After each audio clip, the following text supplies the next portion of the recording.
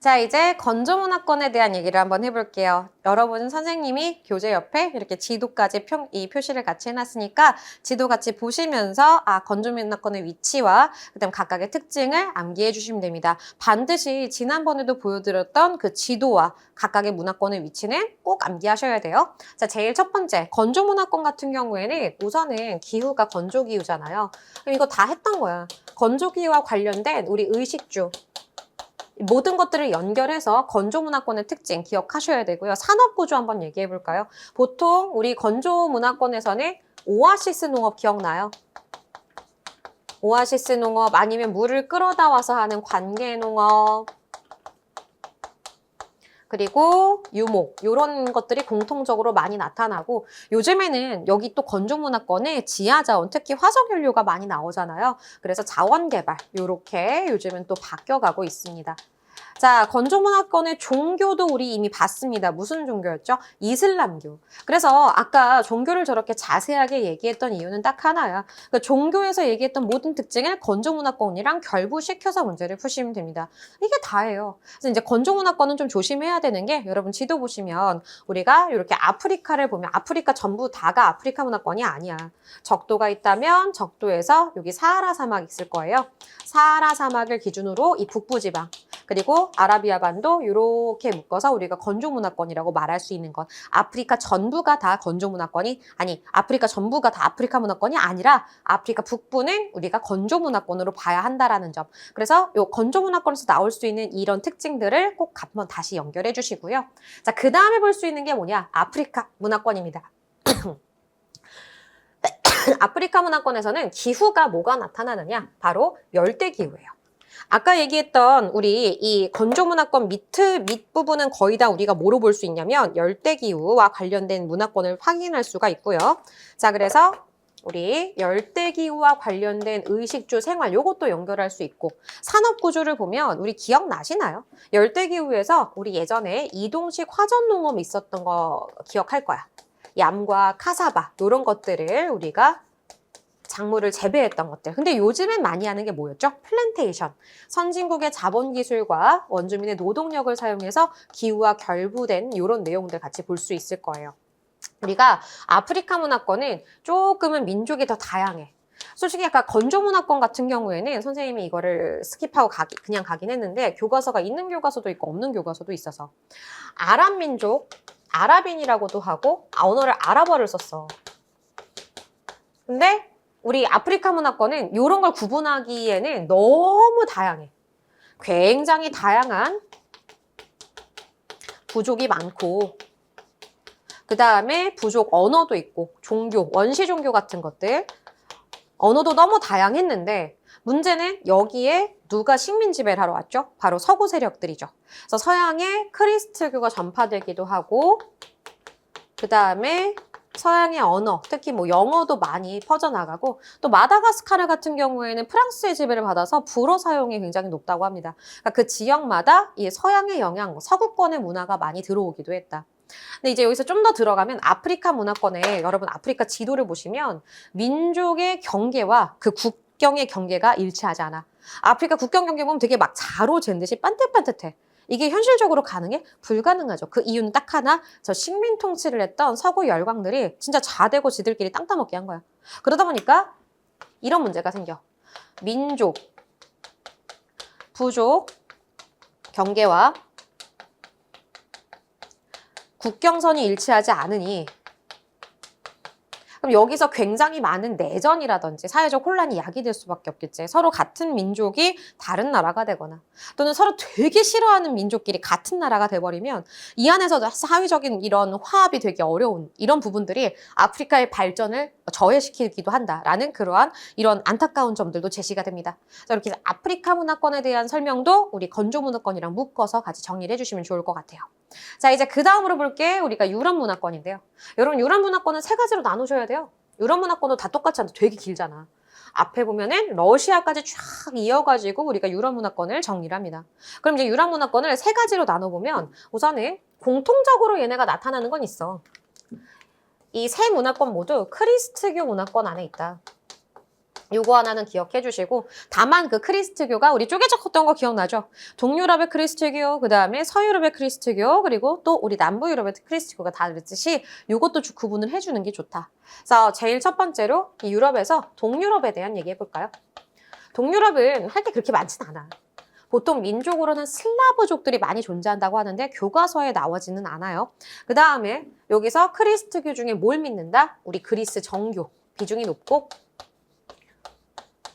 그 다음에 동유럽 같은 경우에는 거의 얘네는 산업혁명을 한 그 직후에도 러시아나 이쪽 동유럽 쪽 나라들은요, 여전히 이 옛날에 봉건 시대의 농노제를 유지하는 지역들이 거의 한 200년 전까지도 그랬다고 해. 그러니까 굉장히 이 발전이 가장 유럽 안에서는 더디게 일어난 곳이었기도 해요. 그래서 보통은 뭐가 발달했다? 농경이 많이 발달했다. 뭐 이런 정도? 이거보다 더 자세하게 나온 건 거의 없고요. 그 다음에 이제 두 번째는 우리 서유럽. 서유럽은 기후랑 같이 하나씩 묶어볼게요. 위치로 봤을 때 서한 해양성 기후의 영향을 많이 받습니다. 우리 서유럽만 쓰지 말고 북서부 유럽 같이 연결하면 좋을 것 같아요. 자, 서안 해양성 기후. 이 기후는 여러 가지 특징을 같이 가져와요. 항상 연중 연교차도 작고, 그 다음에 고르게 비가 오기 때문에 곡물 농사하기에 그렇게 유리하진 않아. 하지만 항상 촉촉하게 비가 와 있고 어느 정도 뜨겁지도 않고 차갑지도 않으면 풀을 재배하는 게 되게 유리하거든. 풀 재배하는 게 유리하니까 얘네는 뭐가 같이 일어날까? 혼합 농업. 곡식도 재배하고, 그 다음에 가축도 같이 재배하는 이런 혼합 농업이 발달한다. 그래서 딱 북서부 유럽 봐봐. 걔네 밀가루로 만들어진 제품도 먹지만 모두 같이 먹어요. 스테이크도 먹잖아. 그러니까 밀과 육류에 해당하는 음식 문화권이 같이 나타난다. 요거 연결해 주시면 됩니다. 그래서 서한해양성 기후와 관련된 모든 개념들이 같이 북서부 유럽에 묶일 수 있다. 자, 종교는 뭐 연결하시면 될까요? 우리 개신교 연결하시면 되겠죠? 그래서 이렇게 해서 북서부 유럽의 특징, 그리고 과거에 산업혁명으로 인해 산업 발달한 선진국 비중이 높다. 이런 내용들이 북서부 유럽의 특징입니다. 자, 이제 남부 유럽 갈게요. 남부 유럽은 기후 하나 연결하셔야 돼요. 무슨 기후? 지중해성 기후 연결하셔야죠. 자, 지중해성 기후 같은 경우에는 우리가 기억나나요? 여름이 너무 뭐해? 고온, 건조. 여름, 고온, 건조. 그래서 나무수, 나무목. 우리 수목농업 발달한다고 했고, 그 다음에 이제 또 낮에 잠자는 거. 왜? 너무 뜨거우니까. 그래서 이제 낮잠 자는 문화, 우리 시에스타라고 얘기를 하죠. 이런 문화도 나타납니다. 자, 그래서 이런 지중해성 기후는요, 이런 특징들과 함께 종교는 뭐 남부 유럽 뭐 나타나? 우리 가톨릭, 천주교, 로마 카톨릭 이렇게 연결될 수 있고, 그 다음에 이 남부 유럽은 과거 고대 그리스와 로마의 유적지가 많아요. 그리고 여름에 비가 안 오니까 사람들 뭐 하기 좋겠니? 바캉스, 놀러 가기 좋겠죠. 그래서 관광, 굴뚝 없는 공장이라고 하는 관광 산업이 발달하게 된다. 그래서 이런 내용들까지 유럽에 대한 정리 끝났습니다. 그렇지만 이 모든 걸 전체적으로 관통하고 있는 종교는 뭐다? 크리스티오다. 자, 그 다음에 우리 동양 문화권으로 가볼게요. 자, 동양 같은 경우에도 똑같이 나눠볼 거예요. 우리가 인도 문화권 또는 남부 유럽, 아니 남부 아시아 문화권이라고도 하는데, 자, 남부아시아 같은 경우에는 주로 영향을 많이 주는 게 인도예요. 하지만 그래서 인도 같은 경우에는 힌두교 문화가 굉장히 강하게 자리 잡고 있잖아. 그래서 힌두교 신자가 굉장히 많긴 한데, 그렇다고 해서 모든 남부아시아가 다 힌두교만 믿는 건 아니야. 옆에 있는 파키스탄 같은 경우에는 뭘 믿기도 하고 이슬람교를 믿기도 하고요. 그 다음에 오른쪽으로 가시면 뭐 여러 가지 다른 나라들도 있지, 뭐 부탄이라든지, 그리고 또 스리랑카라는 이런 나라들은요, 불교가 발달하기도 합니다. 그래서 무조건 남부아시아라고 해서 힌두교만 믿는다 그러시면 안 되고요. 진짜 디테일한 선생님은 이 남부아시아 지역 지도까지 보여주면서 이 위치에서 힌두교 믿니? 이슬람교 믿니? 불교 믿니? 이런 것도 물어보는 선생님도 있단 말이야. 그러니까 여기는 조금 더 여기 지리 파트를 강화한 선생님이 가르치고 계시다 그러면 조금은 신경 써서 같이 공부를 한번 해보세요. 자, 그 다음에 여기도 마찬가지로 동양 문화권의 공통 소스 있어요. 우리 계절풍 기후 지역이 나타나요. 계절풍 하면 내가 공식으로 외우라 그랬지? 여름, 고온, 낮은 벼농사. 그래서 사실은 남부아시아에 공통적으로 뭐 계절풍 변홍사 연결하셔도 되고, 만약에 남부아시아에 힌두교가 지지되면 힌두교와 관련된 소고기 안 먹어요. 이런 것들, 이런 금기시 되는 것들, 또 힌두교 사원 같은 것들을 볼 수 있다. 이런 내용들을 연결해서 보셔야 되겠죠. 그래서 주로 힌두교 어디? 인도, 네팔 이렇게 연결하기. 자, 그 다음에 우리 동남아시아로 가볼게요. 여러분 지도 보세요. 지도 보시면 동남아시아는 위치상 어디도 갈 수 있냐면 인도양, 태평양, 유라시아 대륙 어디든 갈 수 있어. 근데 이게 그래서 육상과 해상 교통의 요지라고 하거든. 육상, 해상 교통이 발달한다. 교통의 요지. 근데 문제는 잘 생각해봐. 어디든 갈 수 있다는 건 어디에서든 올 수 있다라는 거야. 그래서 실질적으로 이 동양권에서 가장 많은 이 식민지배 서구권의 침략을 받은 곳이 바로 저 동남아시아입니다. 사실 이런 외교를 잘 해가지고 유일하게 침략을 안 받았던 식민지배 받지 않았던 나라는 태국이긴 한데요. 그 외에 다른 나라들은요. 서구 열강의 침략을 많이 받아요. 그러다 보니까 여기는 온갖 다양한 문화가 다 섞여 있어. 그래서 다양한 문화가 잘 봐. 공존이다라는 표현 사용할 거야. 우리가 뒤에 가면 이제 문화의 변동 파트를 좀 더 디테일하게 볼 거예요. 그래서 문화가 같이 병존해 있는지, 동화되는지, 융합되는지 그런 걸 볼 텐데 가장 대표적으로 동남아시아는 문화 병존의 사례로 제시가 많이 돼요. 그래서 선생님이 다음에 싱가포르 여행에 갔던 얘기들을 한번 해드릴게요. 그래서 다양한 문화, 여러 문화는 종교뿐만 아니라 다양한 음식 문화 또는 뭐 여러 가지 의복 문화도 얘기할 수 있어. 그래서 동남아시아 가면요 힌두교 사원 바로 옆에 뭐 이슬람 사원 있고 이슬람 사원 바로 건너편에 성당 있고 막 이래. 그래서 이런 내용들을 우리가 함께 확인해 볼 수가 있다. 체크해 보시고요. 자, 그 다음에 우리 이 마지막으로 동아시아인데요. 동아시아 같은 경우에는 이 나라 세 나라만 기억하면 돼. 한국, 중국, 일본. 이들의 공통점이 뭘까요? 전부 한자를 쓰죠. 한자, 유교, 불교, 젓가락. 그래서 우리가 이렇게 공통적으로 나타나는 소스 이런 것들만 한번 확인해 보면 사실은 각각의 문화권의 특징들은 다 끝나. 근데 저기서 다 이 남부아시아든 동남아시아든 동아시아든 공통적으로는 계절풍과 변홍사 문화권을 같이 볼 수가 있다. 이 정도로 보시면 끝납니다. 그리고 특히 이 불교에 대한 거는요. 여기도 있어요. 불교도 똑같이 동남아시아에 있다라는 건. 여기는 온갖 종교 다 있다니까. 힌두교, 이슬람교, 불교, 크리스트교 다 있어요. 웬만한 종교들이 다 공존하고 있는 이런 상태를 확인할 수가 있다. 여기까지가 동양 문화권입니다. 사실은 시험에 제일 많이 출제되는 부분들은 이 부분들이고요. 자, 그 다음에 이제 북극인데, 이 북극은 할 게 없죠. 왜? 사람이 없어. 그래서 기후 보면 우리 한대 기후 중에 무슨 기후? 보통 툰드라 기후를 얘기하잖아요. 그래서 우리 지난번에 얘기했던 한대 기후와 관련된 의식주 생활 요거 연결해 주시면 돼요.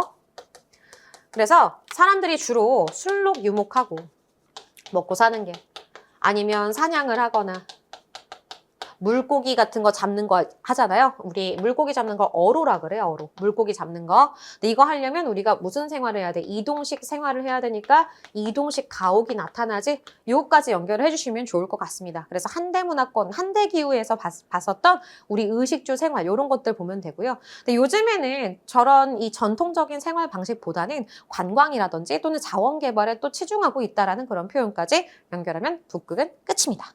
자, 이제 그 다음에 볼 게 바로 오세아니아인데요. 자, 오세아니아 같은 경우에는 원래는 이 뉴질랜드 그리고 오스트레일리아 요 정도만 봐야 되고 태평양 문화권을 따로 빼긴 했었어. 근데 통합사회 교과서에서 그냥 다 묶어서 봅니다. 그러다 보니까 이제 오스트레일리아, 뉴질랜드의 그런 특징을 좀 더 많이 보여주게 되거든요. 그럼 원래 여기 살고 있던 원주민이 있었을 거 아니야. 그래서 시험 문제 함정 나오는 거 보여줄게. 오스트레일리아의 원주민과 뉴질랜드의 원주민족. 마오리족은 어느 나라의 원주민일까요? 요거 물어봐요. 어디일까요? 정답은 뉴질랜드입니다. 근데 애들이 마오리족 하면은 헷갈려. 오스트레일리아, 뉴질랜드야. 근데 뉴질랜드가 마오리족이고요. 그래서 막 코를 비비면서 인사하는 애들 있잖아. 막 하카라고 해서 혀 내밀고 막 춤추고. 코 비비는 거 조심해야 돼. 3번 비비면 프로포즈야. 청혼의 의미를 갖고 있으니까 혹시라도 놀러가서 조심하시고. 마오리족은 뉴질랜드다. 이 정도만 기억하면 돼. 오스트레일리아는 우리 에버리지니 또는 어보리진 다양한 표현을 쓰기도 합니다. 그래서 원주민과 여기에 이주해온 이주민들의 문화가 함께 공존하게 되는 거예요. 근데 주로 이주민들이 어디 계열이냐? 북서부 유럽이야. 마리주와 북서부 유럽이지 거의 다 영국인들이었어요. 그래서 당연히 크리스트교 중에서 개신교를 믿고 그리고 영어 사용하는 문화가 나타나죠. 자, 그리고 이 오세아니아 같은 경우에는 되게 넓은 초원 기후가 만들어져요. 초원이 만들어지거든. 그럼 대초지를 통해서 어떻게 하느냐? 엄청나게 큰 대규모의 기업적 목축이나 농업을 하게 돼. 그래서 여러분 마트 가면 호주산 청정육, 뉴질랜드산 소고기 이런 거 막 볼 수 있잖아. 엄청나게 큰 목초지에다가 대기업이 아예 기업적으로 목축과 농업을 담당하는 것들 이렇게 생각을 해보시면 됩니다. 자, 이제 마지막으로 아메리카 문화권까지 하면 우리 문화 구분은 다 끝나네요. 네, 여러분 지도 한번 보세요. 아메리카 문화권을 봤을 때 지도를 이렇게 보시면 선생님 아니라고 우기지 말고 대충 봐, 대충. 자, 여기 적도가 이렇게 있고요. 보통은 여러분이 여기 전체를 다 앵글로 아메리카라고 생각을 해. 근데 좀 달라. 우리가 보세요. 여기 보면 되게 이렇게 좁게 땅이 붙어 있는 곳이 있어. 이걸 우리가 지협이라 그래. 혹시 이 지역이 어딘지 아세요? 여기는 파나마라는 곳입니다. 그래서 이 파나마라는 지역을 구분으로 기준을 나누면 여기는 북쪽, 북미, 파나마라는 지역을 기준으로 나누면 남미라고 해, 보통. 뭐 중남미라고 얘기하는 구분도 있고요. 근데 이제 지역적인 구분, 지형적인 구분으로 하면 어떤 지형적인 구분으로는 이렇게 구분을 하는데 우린 지금 지형이 아니라 뭘 배우고 있지? 문화를 배우고 있잖아. 근데 문화를 잘 봐봐. 여기 보시면 두 나라가 나뉘어요. 여기 미국이 있고요. 멕시코 있습니다. 여러분 미국과 멕시코의 문화가 같아 보입니까? 너무 달라 보이던데.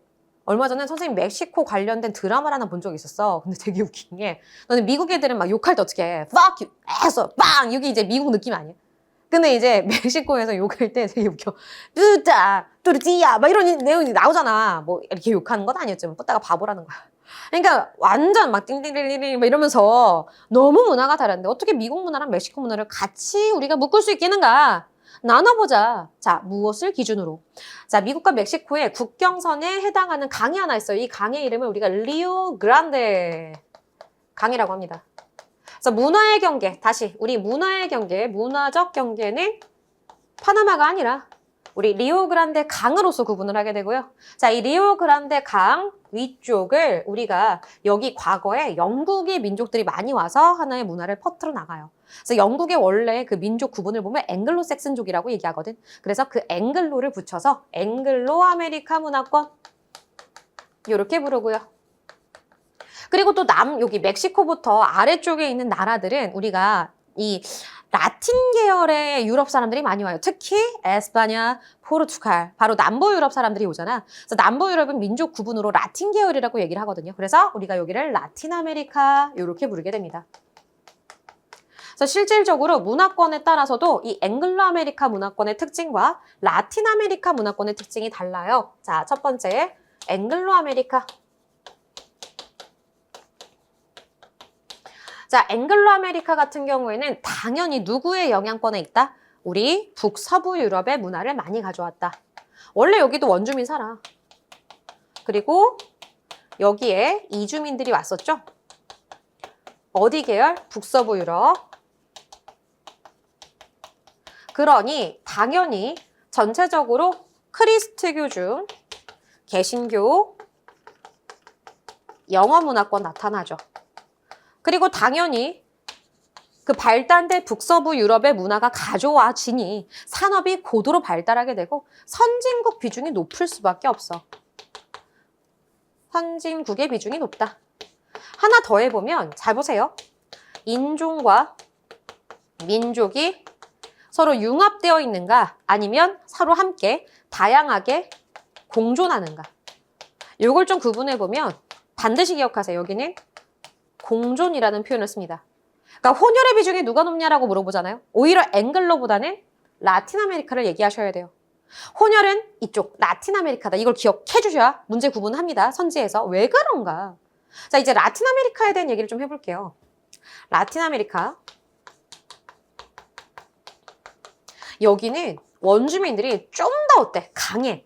그러니까 영화나 매체에서 그려지는 거 보면 북미 대륙의 원주민보다는 이런 라틴 아메리카 쪽의 원주민들은 막 시긴 하고 막 가서 애기 두개골 목걸이 하고 막 이러니까 같이 공존하기가 쉽지는 않잖아. 그리고 보통 이 라틴 아메리카 지역은 이주한다기보다는 아예 그 남부 유럽 애들이 정복을 하러 가. 정복민이란 표현이 더 가까워요. 물론 선생님 저기도 정복한 거 아니에요. 근데 처음 스타트는 정복보단 이주에 더 가까웠어. 나중에 정복 활동을 넓혀 나간 건 맞지만. 자, 그래서 이 정복민들은 주로 어디였다? 남부 유럽의 사람들이었고요. 그러다 보니 자, 남부 유럽의 특징, 크리스트교 중에 뭐 가톨릭. 그래서 너네 브라질 가면 뭐 이 거대 예수상 막 있잖아. 내가 이걸 어느 짤로 봤냐면 그 절벽 같은데 엄청나게 큰 예수님 사진이 있어. 근데 거기에 막 번쩍하고 이 번개가 예수님 상에 이렇게 치는 거야. 그래서 제목이 뭐라 달렸는 줄 알아? 토르와 예수님의 대결. 이게 내가 그거 보고서 아, 저 거대 예수상이 저기 있구나. 이걸 알았거든요. 그래서 여기 보면 가톨릭. 그리고 언어 볼게요. 언어 중요해. 이게 라틴 아메리카를 반으로 한번 기점으로 나눠보면 여기 굉장히 크게 영향 미친 나라가 하나 있어. 이게 뭐야? 브라질이야. 근데 이 브라질 쪽은 누가 많이 가느냐? 포르투갈이 점령하러 가고요. 나머지 지역을 누가 많이 가느냐? 에스파냐, 스페인이 점령하러 가요. 그러니까 언어가 두 가지가 다 나타나는 거야. 그래서 브라질 같은 경우에는 포르투갈어를 사용하고요. 그 다음에 우리 에스파냐어도 나머지 남미 대륙에서 많이 사용하게 되죠. 스페인어 사용하는 거 이렇게 나오는 것까지 연결해 보시면 됩니다. 자, 근데 아까 얘기했지만 여긴 정복민이에요. 그럼 남성의 비중이 높지? 그럼 정착해서 살아가려면 이 남성들 누구랑 결혼해야 돼? 거기는 원주민 여성들과 결혼하게 되겠죠. 그래서 우리 혼혈의 비중이 높다라는 이유의 선지가 나온다 그러면 라틴 아메리카의 특징일 가능성이 높다. 그래서 얘네가 얼마나 이 혼혈 가지고 피의 그 얼마나의 진함을 가지고 이 차별을 하냐면요. 한 16단계로 또 급을 나눠요. 백인 남성과 원주민 여성, 백인 여성과 또 원주민 남성. 근데 또 이제 또 중간급이 있어. 또 백인 남성과 흑인 여성. 선생님, 왜 흑인이 또 와요? 자, 거기 있는 우리 서구권 백인, 그 다음에 우리 원주민, 흑인이 왜 오느냐? 우리 여기도 오세아니아처럼 엄청나게 큰 대평원이 있어. 그럼 목화 재배를 한다든지 대규모의 밀 농축업 같은 걸 하겠잖아. 농사를 지어야 돼. 근데 사람 수가 부족하니까 아프리카에서 이렇게 흑인을 노예로 데려온 경우가 많아요. 그러니까 이런 급에 따라서 혼혈에 대한 차별이 되게 컸기 때문에 이런 부분도 발전에 굉장히 많이 저해를 줬었다. 혹은 혼혈들도 차별을 우리 반대한다 하면서 많은 움직임들을 보여줬다. 독립운동을 했다. 이런 내용들도 있습니다. 자, 마지막으로 아까 얘기했던 여기도 대규모로 기업적 농목축업이 나타나요. 그래서 너네 봐봐. 가끔 보면 아르헨티나산 돼지 삼겹살집 갔는데 닭도 너네 브라질 닭 본 적 있니? 허벅지가 거의 선생님 머리통만 해. 그러니까 이런 것들로 뭐 순살 치킨 이런 거 만드는 거. 그래서 이런 내용들을 보시면서 아, 이런 지역의 각각의 특징을 가지고 있구나. 반드시 근데 이거는 뭐랑 연결한다? 교재에 있는 지도와 같이 연결해서 위치와 특징까지 구분하면 완벽하게 대비가 끝납니다. 보통은 여기까지 웬만해선 중간고사 범위에 해당할 수 있기 때문에 꼼꼼하게 정리해서 좋은 내신 성적 받기를 바라겠습니다. 그럼 선생님이랑은 다음 강의에서 또 만날게요.